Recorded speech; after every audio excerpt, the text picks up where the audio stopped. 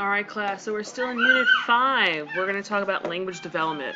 So whenever you hear language or semantics, linguistics, associate those words with Noam Chomsky. He discovered human beings are predisposed to grammatical structures, so phenoms, morphemes, and grammar. So letters, then words and prefixes, and then grammar. While we are not born with language, we're born with the innate ability to recognize, learn, and create. Kind of what Jack is doing. It's his own language. He doesn't know those words and grammar yet, but he's mimicking sounds, etc. So research in the realm of cognition, furthered our understanding of language with the discovery of the Broca area. This is the area in the left hemisphere that controls your language expression. This was discovered by Paul Broca, who knew, right? Far before Chomsky's ideas. And the Broca area of the frontal lobe detects muscle movement involved in language. Broca also discovers that damage to that region called aphasia, the inability to understand or formulate language. This was discovered in a patient with lesions on the Broca area. So in the picture, you can see that where the Broca area is, and that controls, and again, there's still a lot unknown about this. So when you Google it, if you're gonna dive and find more information, you may get conflicting information. You may read things that look very similar because again, we don't know nothing kind of is the theme here, especially with how our brains work. But the basic understanding of the Broca area is it's your physical ability to talk and also your mental capacity to understand language. So the Broca's area deals with language production. The Wernicke area, discovered by Wernicke, these guys are pretty egocentric. Both of them, we have a part of our brain named after them, huh? That controls language reception and development. So this is located in the temporal lobe in the left hemisphere.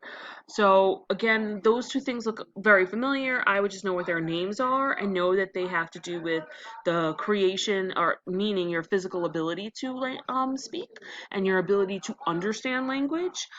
Um, that's I think the basics that you need to know there. Then you have structure.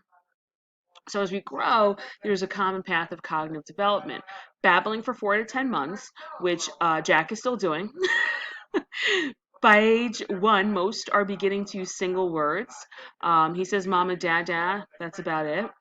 From 1 to 2, then there's 2 words. So he should say a combination. So uh, like want cookie, or like no nap, go home, play park, right?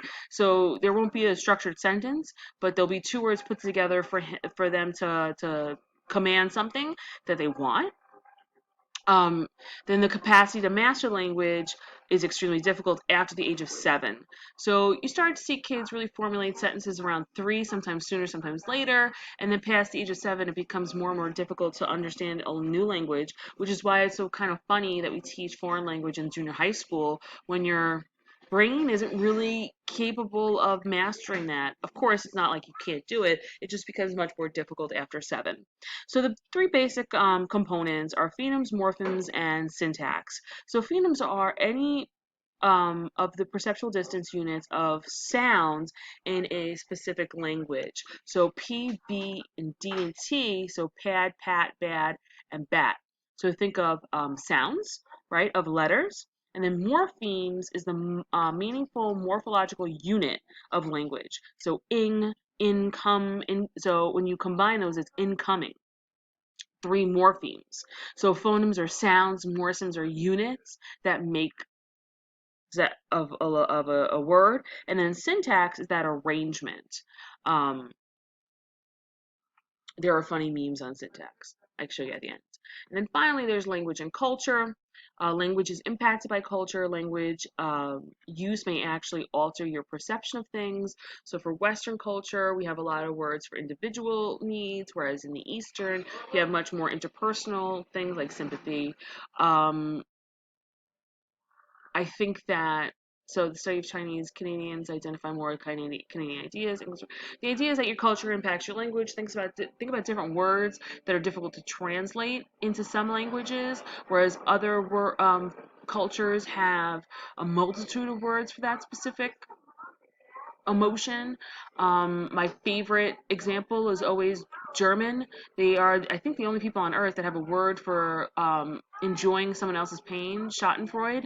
So, like when I go to the ice skating rink when we're allowed out of the house again and watch people fall on the ice, I laugh. I think it's funny. I'm a terrible person. Me and all the Germans is Schadenfreude. So the language, the types of words we have, the multitude of words for specific emotion changes from different cultures.